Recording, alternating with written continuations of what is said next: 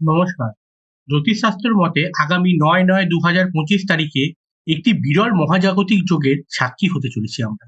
কারণ এই দিন ও মাসের সংখ্যা যেমন ৯, তেমনি বছরের সংখ্যা যোগ করলে আসে ৯। আবার দেখুন, সবগুলো সংখ্যাকে একত্রে যোগ করলে আসে ২৭, আর ২ + ৭ = ৯। সংখ্যাতত্ত্বে এই ৯ হলো মঙ্গলের সংখ্যা। আবার দিনটিও দেখুন মঙ্গলবার। আর আমরা সবাই জানি এই ৯ বা মঙ্গলবার ২ হনুমানজিকে নির্দেশ করে। তাই এই দিন হনুমানজিকে স্মরণ করে একটি ক্রিয়া করলে নিজের বা পরিবারের সমস্ত রোগব্যাধি থেকে মুক্তিলাভ মেলে।